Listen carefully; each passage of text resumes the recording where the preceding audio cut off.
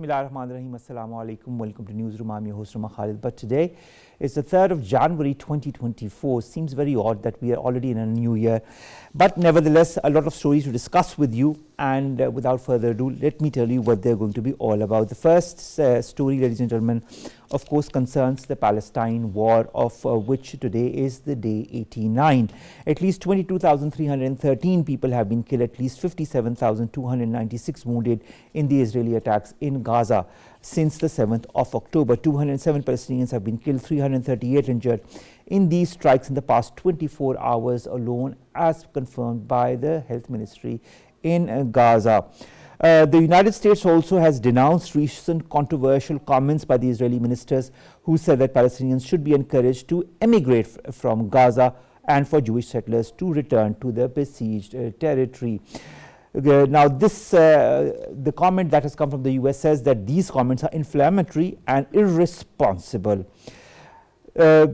There are a lot of developments that are happening, whether it be the killing of different people in other countries surrounding Palestine and the reaction that is coming as far as that is concerned, whether it be the risk of starvation as far as the Gazans are concerned. As per a UN report, half of the Gazans are at risk of starvation. More than 90% of the Palestinians in the territory say that they have regularly gone without food for a whole day, and the 20% of the population is at risk of facing an extreme lack of food equivalent to famine.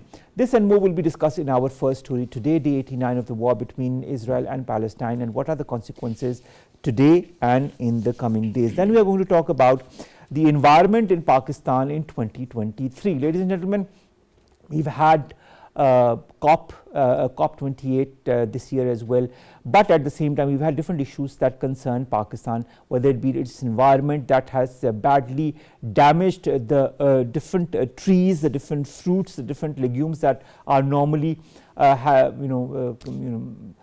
normally have a certain amount that come out, that but nevertheless, due to the environmental degradation, the agricultural sector in Pakistan has been hit. At the same time, the tourism sector on the one hand might be booming, but there are certain lacunas that exist as far as that is concerned. What needs to be done is something that we are also going to highlight and discuss as far as our tourism sector is concerned.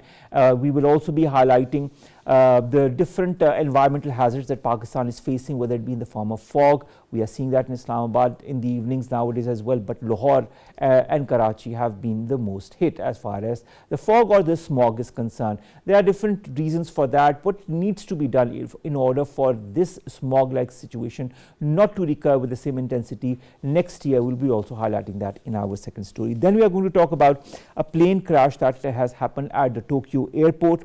379 people, let me rephrase that, aboard a Japan Airlines plane have escaped the burning airliner after a collision with a Coast Guard aircraft at Tokyo's Haneda airport that killed 5 of the 6 crew of the smaller craft. Today, a lot of people are saying this was a human error. Whether it is one or not, we'll only ascertain that once the investigation is over. Finally, we're going to talk about 520,000 migrants that have crossed Latin America's dangerous Darien Gap in the year 2023. Of course, this is something that is of extreme concern for the Latin Americans, but at the same time, the fact remains that a lot of people continue to migrate for reasons that are better known to them, whether it be economic, whether it be otherwise. But of course, the figures are mounting. This is going to be our last story. Let's begin with our first, and that concerns day 89 of the conflict or the war between Israel and Palestine. A lot of things are happening, a lot of developments within Palestine, in Israel, and of course internationally as well, and a lot of question marks as far as the extension of this warlike situation beyond Palestine is concerned. But before we come to Palestine, I'd like to update you with the latest information that concerns Iran. Now, at least 50 people, 50 plus people have been killed by 2 bombings near the tomb of Iranian Revolutionary Guard General Qasem Soleimani on the 4th anniversary of his assassination. This has been confirmed by the Iranian state media. The state broadcaster also said another 60 people had been wounded when the blasts hit a procession near the Sahib al-Zaman mosque in the southern city of Kerman. It cited Kerman's deputy governor as saying that it was a terrorist attack. A video is circulating online that appeared to show several bodies that were present on the road. Hundreds of people were walking towards the tomb on Wednesday because it was his 4th anniversary. As part of this ceremony to commemorate General Soleimani, who was killed in a US drone strike in neighboring Iraq in the year 2020. Now, as far as Soleimani is concerned, he's considered to be the most powerful figure in Iran after the Supreme Leader Ayatollah Ali Khamenei. As commander of the Revolutionary Guard's overseas operations arm, the Quds Force, he was an architect of the Iranian policy towards the region. Now, this is a huge cause of concern because at least I wanted to, understand this from the perspective of what is also happening in the Middle East. It seems as if there are certain elements that are also destabilizing the Middle East that maybe also want this destabilization to extend beyond the Middle East, maybe, who knows, even Iran. And this incident that has happened in Iran on the 4th anniversary of the General of the Revolutionary Guards, Qasem Soleimani, might be, and I'm saying might be, a step in that direction for those elements that want instability in the region as well. Anyways, we'll know once the investigation happens and once the official statements come. Let's come now to the Middle East and of course Palestine, which we started with. We've been joined in the studios by Dr. Manzoor Afridi. He's a foreign affairs expert. Manzoor Sahab, thank you very much to have joined us. Manzoor Sahab, day 89 of this conflict. But we don't see any signs as if things are going for the better. We are hearing statements of this war that is going to continue throughout 2024. We are also hearing that the Israelis or the Israeli government wants their army to be instated in Gaza once the conflict is over. If this is the case, then what is the future of the Palestinians? This is unfortunate that for the last 3 months this conflict is that is in continuation, and a lot of people, those are killed, those are martyred by the Israeli forces, and more than 55,000 people, they are wounded, and many hundreds and thousands of the Palestinians, they are homeless now. They have taken shelters in this cold winter. So this is unfortunate if we see already Middle East is very much conflict stricken region. So there are many conflicts, many issues, the political issues, the security issues, those are concerned, and especially this thing increased after the Arab Spring. So if we see the situation in Egypt and Iraq, in Syria, in Iran, in Lebanon, in Yemen, so this conflict, of course, it will trigger more intensity and more violence in the Middle East. So it is the responsibility of all the major powers of the United Nations and all those stakeholders who have previously attempted for a reconciliation or for normalcy in the relations between Israel and Palestine. So we were hoping for a new start with the start of this new year 2024 to have a kind of the ease of tensions between the Israel and Palestinians. But unfortunately, it's still going on, and within 2-3 days, if we see, so there were blasts, and also there was even the in killing refugee of camps, even in refugee camps. Yes, and those people, even they were demanding. I mean, the people, the parents, they were asking that why their 1 month child was killed, why their 5 years in Khan Yunis, in Khan Yunis camp, why their 5 years son was killed. So this is. I think even beyond the brutality, I would say, what the Israeli forces they are doing. So it's genocide. Genocide, no doubt. It is I would say a clean sweep, a genocide of the Palestinian people, which is going on. And if the major powers, they are silent, United Nations, that is silent, all the major regional organizations, they are speechless about it. But even after that, the Muslim countries are OIC, if I say so, there's not even doing the thing, the step what it should be there. So, but there was a group of representatives from the OIC or the Arab countries that was going to different member states of the world, important member states, and they were discussing the Palestinian issue. Nevertheless, I'd like to understand, you talked about the United States. There was a recent comment by an Israeli minister that talks about Jewish settlers to return to Gaza, and the Palestinians that need to be encouraged to emigrate from Gaza. I will not quote exactly what he said because I feel it's a very derogatory comment, but the US says that this is inflammatory and irresponsible. Should the US just relegate itself to these statements, or does it need to do more? How important is the American responsibility now to diffuse this current conflict? The biggest responsibility that is on the shoulders of the US, because previously all the attempts for the ease of tensions, for normalization of relations between these two countries, that has been done by the United States in Bill Clinton era, even before that in the Jimmy Carter era, and after that in Bush and also in Obama's period. So all the peace initiatives, what they call it, those were conducted by the US. So that's why I would say that one of the big responsibilities that is on the US. So there's not only enough to just to condemn such statements, but to come forward for a real solution of this conflict. And one of the major hurdles in this, that is the returning of the refugees, or all of those people, those Palestinians who are outside of Palestine, who are living in Lebanon, who are living in Bahrain or in Egypt, right? So those are in hundreds and thousands, hundred thousands in number. So, and even Hamas that is demanding for the return, which should be there where the 1967 war was happened between these two countries. So this is the bone of contention, and Israelis, those are not ready for this demand to be fulfilled. And if we see through international law, through the Charter of the United Nations, it is the due right, the basic right of the Palestinians, that all those should be returned to their homeland where they left their Palestine after the 1967 war.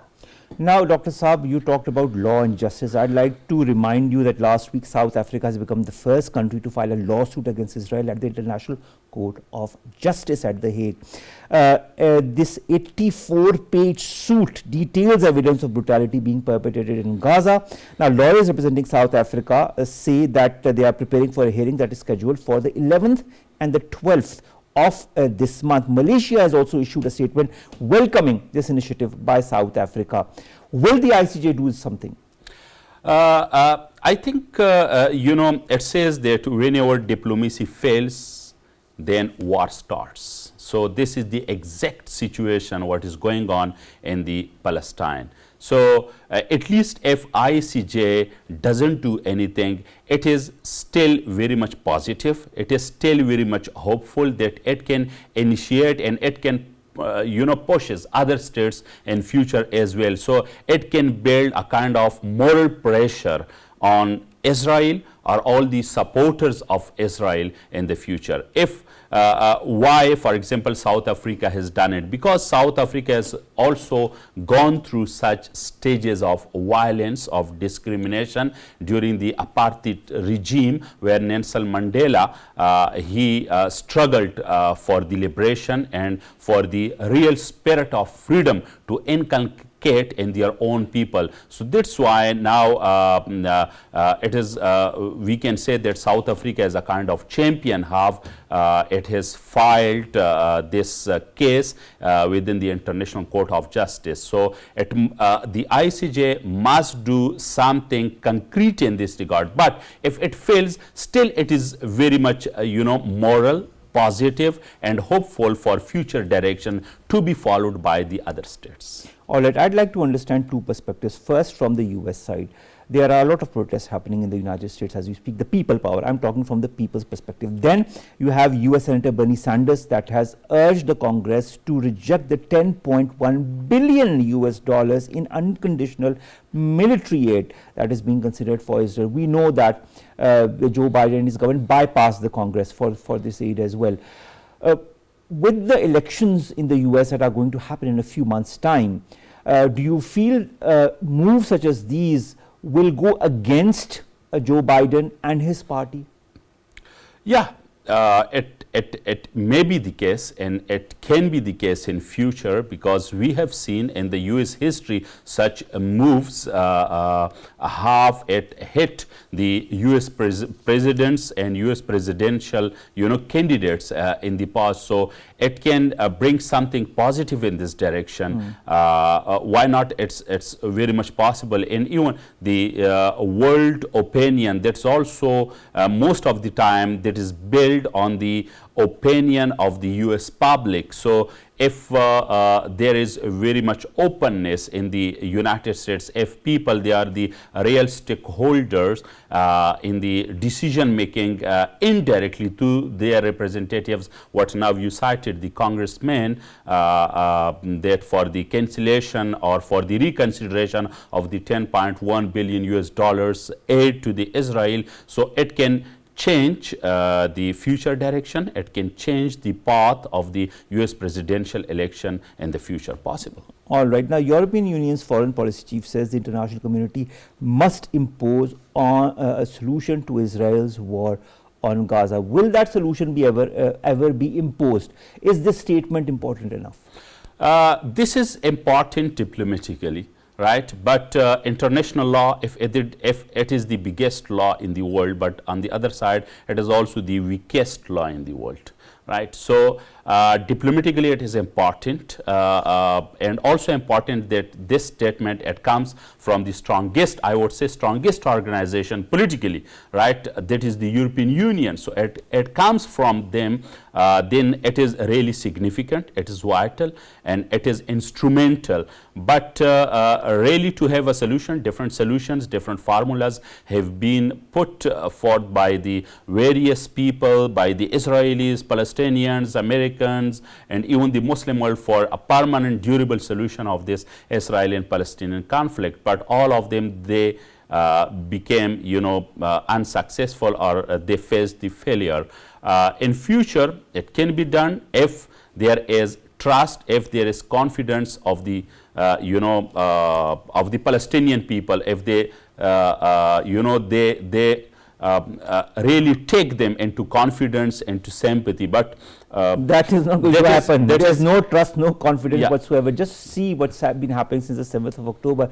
We are the 89th day of that war that has been inflicted on the Palestinians, and there is no trust, no confidence, because they have shattered not only all trust and confidence that they could have, or any inkling of that trust, but also all human rights abuses have reached a certain climax that we haven't seen in the past decades, and that has been confirmed by different human rights organizations, even by the United Nations itself. I'd like to refer now to what the Palestinian president or the Palestinian Authority Prime Minister rather, Mohammed Shtaya, has said that Gaza is witnessing a state of hunger and starvation as never seen. He has also said that this is especially affecting the infants and the children.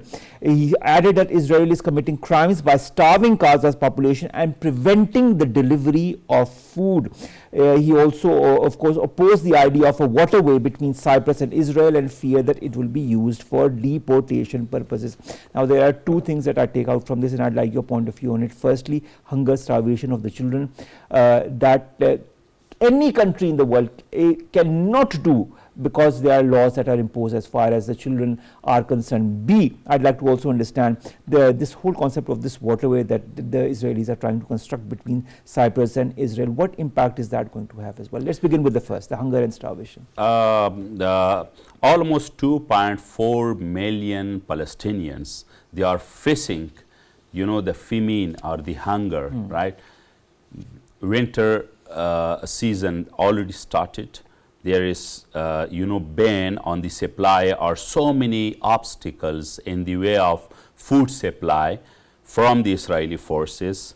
So even I'm speechless. I have to describe the situation.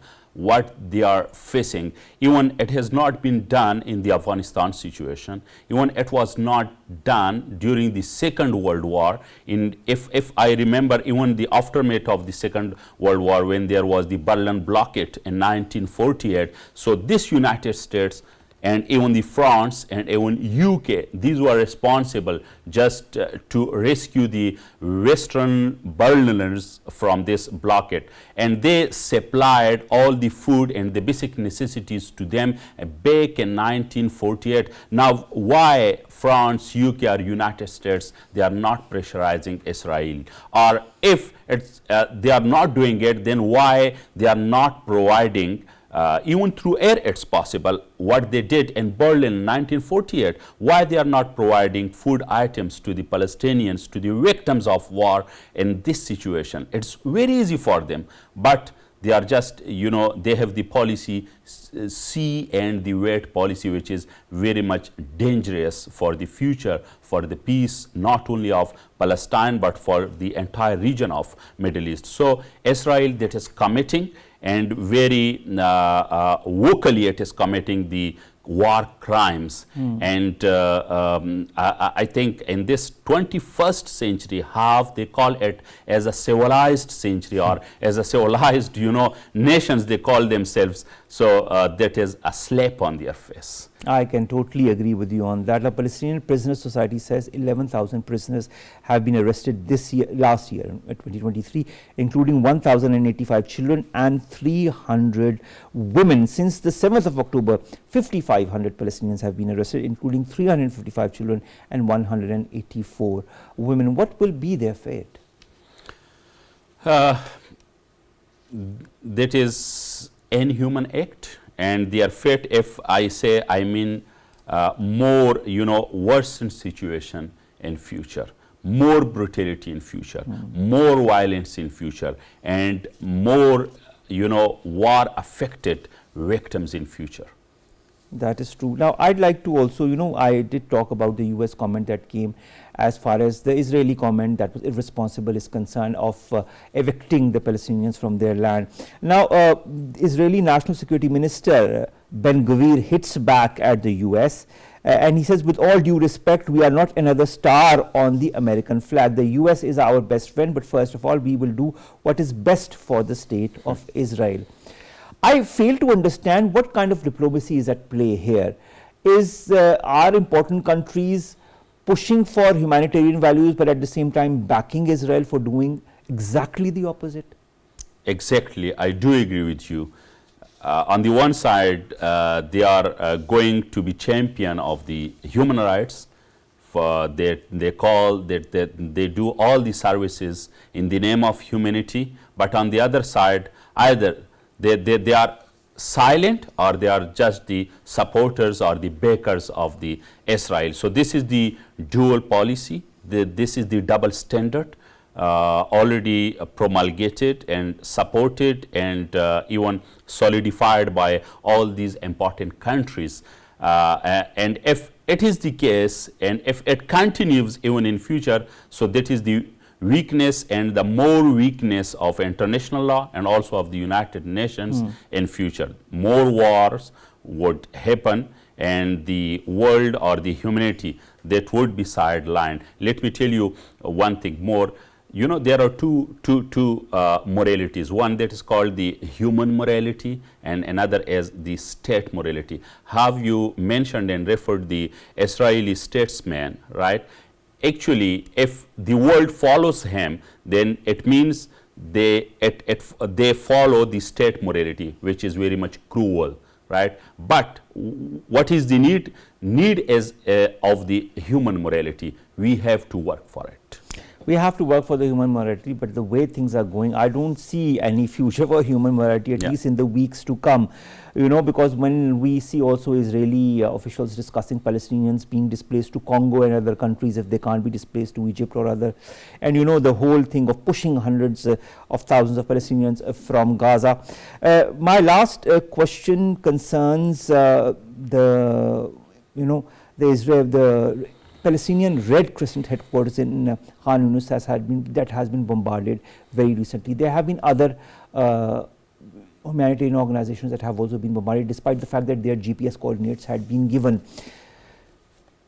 Till what time, I would like a short answer, till what time do you feel that Israel will be given this free rein to do exactly what was done to them after the Second World War?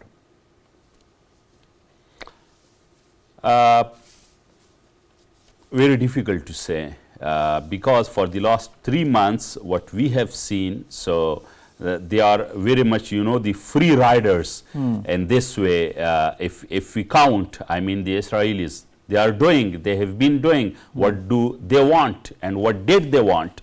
Nobody has to go to stop them, right? So this is unfortunate, and I think I'm unable to say anything about it, that really if there is a deadline or there is any expectation for them. You know, just you quoted the case after the Second World War. Exactly. Thank you very much, Dr. Manzoor Afridi, to have joined us. The fact remains that with the starvation, the hunger, the blatant killing and the incarceration of the Palestinians that has been happening in Gaza and in the West Bank especially since the 7th of October, it seems as if the world is more or less turning a blind eye and a deaf ear to all that Israel is perpetrating. And of course, they are doing whatever they want to and howsoever they want to. And the only thing that is happening is some condemnations, some meetings here and there. And of course, even the UN is going to meet, but they are going to talk about the Red Sea this time and not about the Israeli aggression on the Palestinians. So, you know, the focus is shifting. And it's so unfortunate that these priorities are also shifting and towards the wrong angle, when in fact what needs to be discussed is the two-state solution or end the sensation ceasefire as far as these hostilities are concerned. But we don't see any of that happening, do we, Dr. Manzoor Afridi? Thank you very much, sir, to have joined us, to have talked to us in this very important segment. Day 89, ladies and gentlemen, of the conflict between Israel and Palestine, and the way things are moving, the way the Israelis and the Israeli government, rather not the Israelis, but the Israeli government has been saying, there seems to be no end to it. Maybe 2024 will also be full of such hostilities, despite the fact that as per a recent poll, only 15% of Israelis want Prime Minister Benjamin Netanyahu to stay in office because of the policies that he has put into place that have led to the situation that we are seeing since the 7th of October. Let's come to our second segment, ladies and gentlemen, and that concerns environment, pollution, and of course tourism. That is more or less related also to the environment, because Pakistan is a beautiful country and it has so many places to show different tourists from across the world.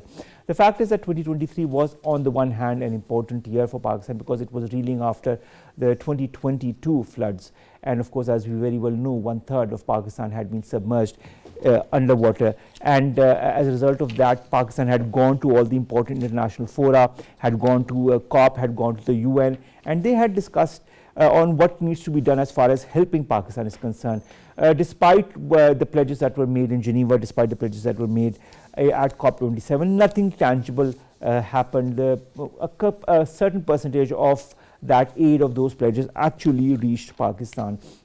Then COP28 happened, and of course important events were discussed. There was a lot of discussion on the fossil fuel reduction, on a whole mechanism in order to reduce the coal production in the coming years.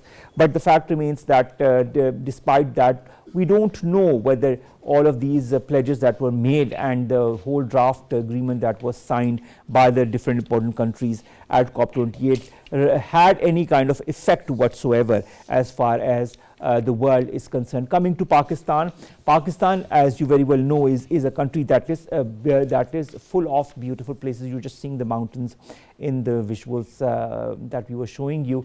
Pakistan is a beautiful country. Pakistan has the deserts, it has the mountains, it has the plains, and it has the archaeological sites that can of course be a very good venue for people to come from across the world and appreciate what kind of culture and traditions Pakistan has to offer as far as its past, its present, and its future is concerned. There are a lot of important, interesting places to visit, and as per the statistics, over 11,000 foreign climbers and tourists have visited Gilgit-Baltistan just in the year 2023. So of course this seems to be a good omen, but there are some questions regarding that as well, on how to even further increase that number with the days to come. Then adding to that is the fog and the environmental pollution that is grappling different cities across Pakistan, with Lahore now being considered as one of the most polluted cities in the world, and of course Islamabad also now under the effect of the fog. If you are in Islamabad, you can see that in the evenings or the early mornings. To discuss environmental pollution, tourism related to the environment, the COP28, and of course what lies ahead in this year for Pakistan as far as environment is concerned. We've been joined by Dr. Ejaz Ahmed. He's a leading environmentalist. Thank you very much, Dr. Saab, to have joined us. And it had been some time that we hadn't discussed. A happy new year to you and your family. Thank you very much. Let's begin with the environment in Pakistan. We saw the floods in 2022. We were reeling and are still reeling under some kind of effects of those floods that happened 2 years back. Did the world come to Pakistan's help? Yes and no. I think there was a big hue and cry, and then it was all over the media, the losses that and since it was related to climate change related disaster, so the international community also recognized this as one of the event related to climate change. And the presence of the Secretary General of United Nations, I think that was a big help, because when he visited Pakistan, he saw himself the casualties, the disaster, the damage that has happened. So, and he convinced the global community as well.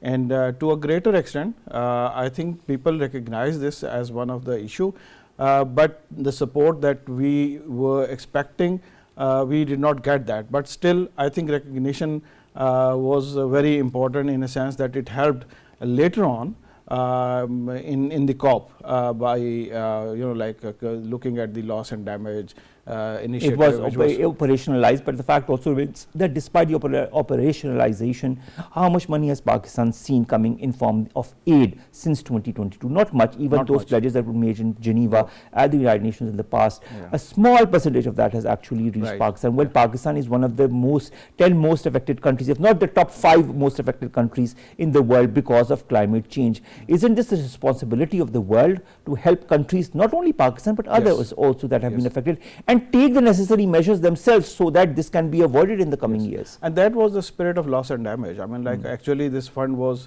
initiated, in a sense, was that to support those countries who are being affected by this. It was at least recognition, in last few COPs, they were not even recognizing that this is an issue related to the developed countries, and they are the one who are actually responsible for creating all this mess. One thing which happened, I think, was the loss and the Recharge Pakistan project, which is kind of a support that was required to Pakistan, and that recharge program is worth about $70 million US, and this is going to actually be operational in coming years.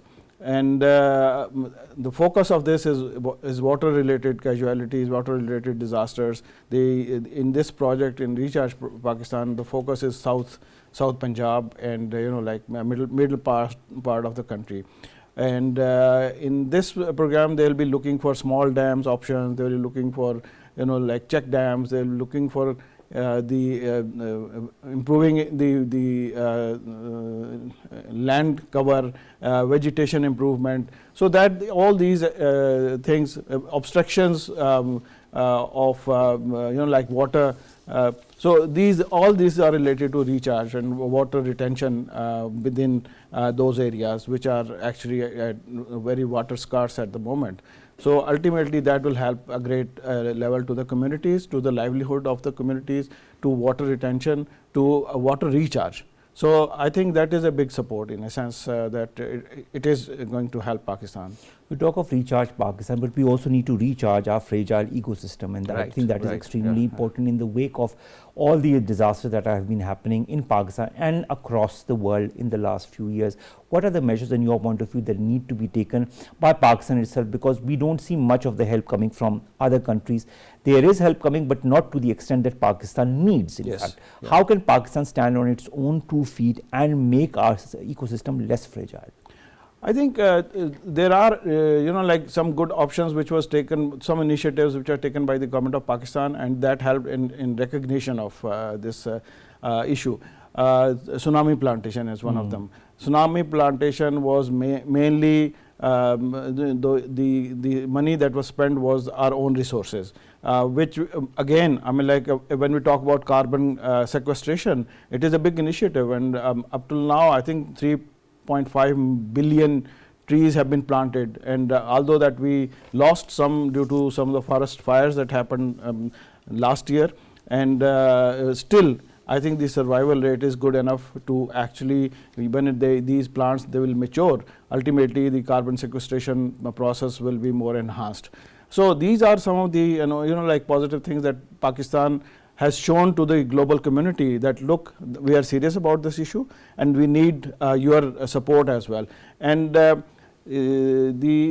of the Middle East countries like Saudi Arabia, UAE, they also actually recognize this and started the same initiative in their countries for plantation and for the afforestation. But the kind of help that is required is still missing. From the Western world especially, because they are the one who are culprit actually of all these disasters in the region, but they are still thinking about whether how to avoid it, but I think ultimately they are, because they have started suffering now. The heat wave in Europe, the rains, the cyclones in USA, they are now convinced that this is an issue, and they have started thinking about it. And that is one of the reasons that the loss and damage in this COP 28 was actually, like at least it took a not quantum leap, but at least like some kind of leap, let's put it step forward. Dr. Ejaz, you talked about Punjab. I would also like to refer to the north of Pakistan. We have a huge issue with GLOF, with glaciers that are melting, and the resultant phenomenon that is known as GLOF. Can Pakistan do something on its own? Will it be needing external help?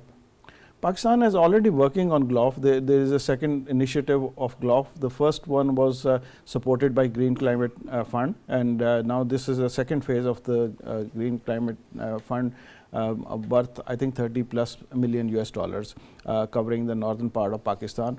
The early warning system are wonderful in a sense that like in the last few instances where we had this 2022 cyclone and floods, the casualties were very minimum as compared to what we saw in 2020 or even before. And it is mainly because the infrastructure in the form of the early warning systems are quite operational. There has been documentation of all the glacier-based lakes. So things are improving, but I think pace is slow.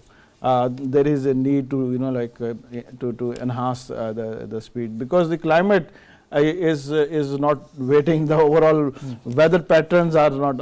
I mean, like, look what is happening now. No rain for last more than a month, and we need rain in any case, in a sense that the wheat crop is now at the stage where crop need water. You remember a report that came out last year that talked about Pakistan that could witness drought in 2025. Yes. Is there still a possibility of that happening? Chances are there. It is. I mean, like even now, if you see, there is no rain for last like almost 1.5 to 2 months in this region. There was only little drizzle. But this is a kind of rain which helps to actually store water for summer also. In summer, glacier melt and other rain, monsoon rains starts. But the storage that you need comes during these months, December and then January. but that rain has actually not been yet started. There are. Can we try artificial rain as it was tried in Lahore once? It's not a permanent solution. It can help, but I think we need to look into the impact of the chemicals that are used to facilitate rain. So rain seeding is a chemical process. All right. So you have to use chemicals in order to to bring rain. The Lahore rain was tried about 10 days ago in Chadra and those areas. It was not as per our expectation because they wanted to get rid of the smog situation, which is now going on for last many All right, speaking days. of smog, I'd like to understand, why does smog happen in Pakistan? Is it just because of the farmers burning the crops, or are there other environmental factors that contribute to it? There are many other factors as well. Crop burning is one, which is not that significant. The major problem is due to change in temperature during the day and night. This phenomena, the particulate matters, it settles down and it causes this smog phenomenon. But why is the pollution? Yeah, but the issue mainly, according to one of the study that was done in Punjab, in Lahore especially by urban unit, 81% of the air pollution comes from the transport sector. So the two-wheelers, the three-wheelers, the buses, the trucks, the diesel operated, even the vehicles, they use oil which is substandard. So they contribute very significantly actually in this smog phenomena. So unless we take care of these factors, we will be facing smog. During the summer season, wind blows, and there are many dispersal factors. So the dispersion is a regular phenomena. So we don't actually feel that, but this is there for during the day, during the night, throughout the year. But during winter, the temperature difference is such that at the night time in the evening, with the decrease in temperature, all the particulate matter particles, they started settling down, and since there is no dispersion mechanism, they stay there. So basically what we need to do is take care strictly of our transport system and the emission. Because of that is contributing to this yellow sky or smog like situation in cities such as Lahore. And causes health issues. I mean, if you go to Lahore, you will see that our second or third person is suffering from ailment, skin diseases, eyesight. So there are heart-related ailments as well because of this. Exactly. So and they are burden on the economy. So ultimately, if a healthy person is in a community as compared to someone who is not fully functional, so the time and the medicine and the going to doctor and coming, so there's a huge cost associated with it. You talk of cost, you talk of economy. Let's talk about one facet of our economy, and that is tourism.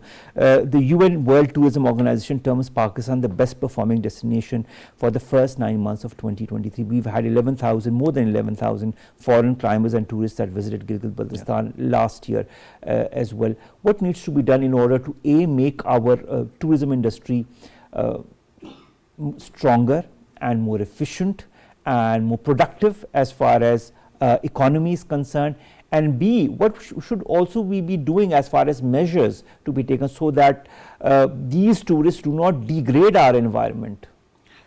Well, I think there are two aspects. One is related to international foreign tourists, and the other one is a local tourists. The foreign tourists are very conscious. They are very environmentally concerned, and they don't actually do certain activities which are environmentally disastrous or unfriendly. The local tourists, they actually create a lot of problems to the environment. They destroy the local environment, local ecosystems. If it is a spring water, so they will throw garbage in those areas. Similarly, the lakes that we see, beautiful lakes, they after every season it turns into a disaster, in a sense that you just see dumping ground over there. There is a need to look for like the environmental friendly infrastructure, which is obviously possible everywhere. People actually in European countries, or even in if you go to Nepal or Bhutan, those countries, they have environmental friendly and green tourism, where people go and visit and see nature. And the other thing, most of the focus is on the northern part of Pakistan as far as tourism is concerned. But southern and central part is also as beautiful. I agree. The coastal area, more than 1,000 kilometer long coastal area, and beautiful, like the Astola Island, where you see blue water and white sand.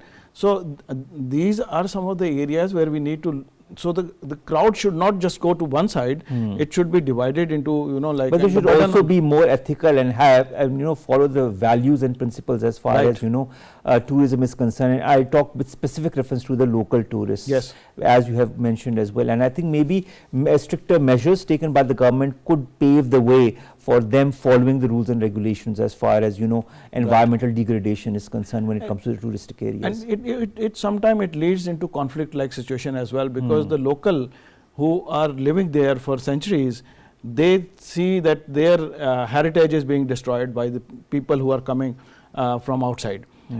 I think it was 3 years ago in Saiful Muluk area, 60,000 vehicles were there for one day after second day of Eid. 60,000 vehicles. And that needs to be controlled. There are so many controls that need to be put into place, and I hope that that is done, so that not only can our tourism industry go from strength to strength, but also at the same time our environment can be protected, so that in 2024 we can have a more environmentally balanced country, that is Pakistan. Thank you very much, Dr. Ejaz Ahmed, environmentalist, to have joined us, to have talked to us about 2023 as far as environment is concerned for Pakistan. What holds what should we look forward to as far as 2024 is concerned? Thank you, sir. Thank you. Thank you. Let's come to our last two stories. The first concerns Japanese airliner that has crashed into another plane at the Tokyo airport, and this has resulted in 5 casualties, that is 5 deaths. All the 379 people that were aboard this Japan Airlines plane escaped the burning airliner when it collided with a Coast Guard aircraft at Tokyo's Haneda airport. This killed 5 of the 6 crew members of that smaller aircraft, as well. You can see the images on the parallel window. Live footage was also shown at that time. The world's media was showing this live on their screens as well. The second aircraft was a de Havilland Canada DHC-8, and according to Japan's transport minister, the plane's captain was also in a critical state. Some analysts, in fact a lot of analysts, are saying that there is a strong possibility that this involved human error as to why a plane that was landing could be there on the airport at the same time than a plane that was about to take off. If we look at the past as far as Japan is concerned, in 1985, Japanese Airlines jumbo jet flying from Tokyo to Osaka also crashed in the central Gunma region that had killed 520 passengers and crew. This is the world's deadliest plane crash involving a single flight. This is not that that much of a disaster as far as the plane accidents go, but nevertheless this shows that a small human error could sometimes lead to greater issues. Finally, record 500,000 migrants have crossed Latin America's dangerous Darien Gap in 2023, says a report that has recently been published, and government figures that have been also published online. These migrants who made the journey that marks the start of the dangerous trek north from South America to the United States last year were mostly from Venezuela, Ecuador, Haiti and China. According to these numbers from Panama's migration agency, around a quarter of the migrants were minors. The people that are in charge of security say that this is a national security problem, and unfortunately we do not have a quick solution to solve it. The situation in part is driven by a sharp increase in Venezuelans that are fleeing the protracted economic and social collapse of the once prosperous oil nation that is Venezuela. In recent years, more than 7 million Venezuelans have fled their country according to United Nations figures. So this is something that needs to be taken care of by the Venezuelans and by the neighboring countries as well, so that such incidents do not happen to the extent that they are happening right now as far as the figures that have been released is concerned. With that, we come to an end of today's newsroom. We'll see you inshallah tomorrow with new story segments that pertain to us, you in Pakistan. Allah Hafiz.